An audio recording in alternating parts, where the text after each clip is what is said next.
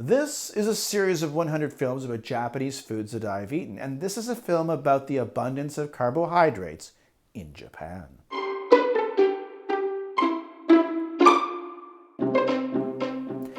Now, you have to understand, I'm not the skinniest guy, I know. But you should have seen me in Japan. I don't have any old photos, but this is my old license. I'm a 6-foot tall guy, which is 183 centimeters. And when I lived in Japan, my weight was 223 pounds, or roughly 100 kilograms. And that is overweight. Part of this was a combination of drinking too much because of the culture over there and the cheap alcohol, but I also ate too much. And there's this sort of idea that if you go to Japan because everybody over there is skinny, you'll become skinny too. Well, nothing could be further from the truth. This is the country that invented the sumo wrestler, and one of the reasons is that food there is filled with calories and carbohydrates. The idea of the Mediterranean diet, with mostly vegetables and a little bit of meat, is virtually unknown.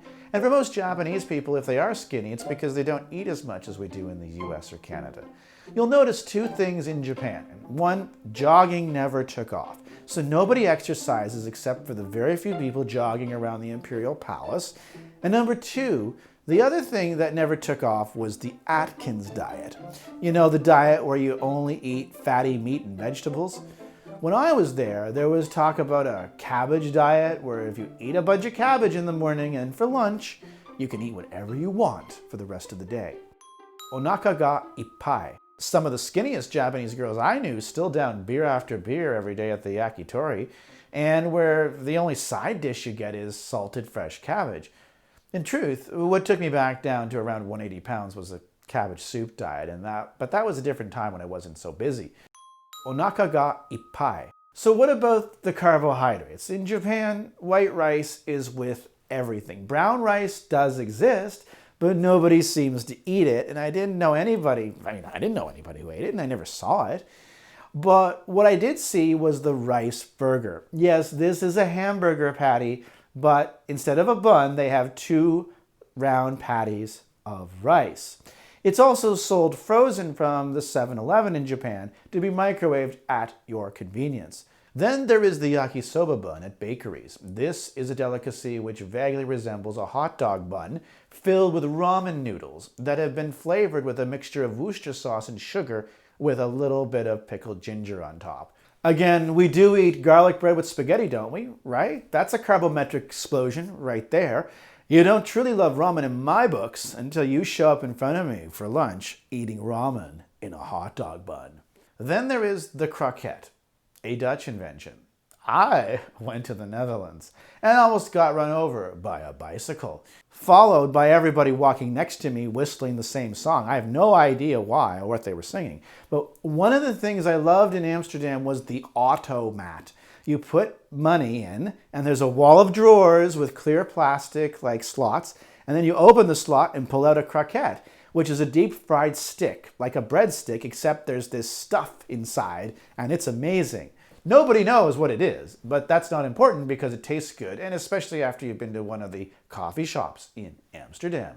In Japan, they've adopted the croquette, but it's not as good. It seems to be some kind of mashed potato paste that's been deep-fried. You can get it at a convenience store as a croquette sandwich. That's a cylinder-shaped serving of mashed potatoes, breaded and deep-fried, coated with Worcester sauce, then stuffed between 2 slices of white bread. Shockingly, you might find this a bit bland. Which leads us to the most carbo-amazing delight of them all, the potato salad sandwich. The 2 greatest inventions of America in the 1950s that never died in Japan. It's white bread, which is essentially Wonder Bread with the crusts cut off, with potato salad slathered between 2 slices. Unbelievable in its way, it truly is. I have tried it, and it's about what you would expect. Nothing exotic here at all. The word of the day. The word of the day is o naka ga ippai. It means I'm full in Japanese. In Japan, you eat everything on your plate. In fact, one time I bought bento boxes for me and a girlfriend. We were finished. She saw 2 or 3 grains of rice left in my lunchbox, and she said her grandmother would force her mother to eat every single grain of rice in her bowl. Such is life in a country that has experienced mass starvation. So in Japan, never ever leave food uneaten. So when you say o naka ga ippai, make sure you mean it. So if you want to remember this word, feel free to watch this video 10 more times and repeat along with me, or at least that's what I do. Next time, so that's it until next time when we talk about the car capital of Japan and what they do to a chicken. So until then, sayonara.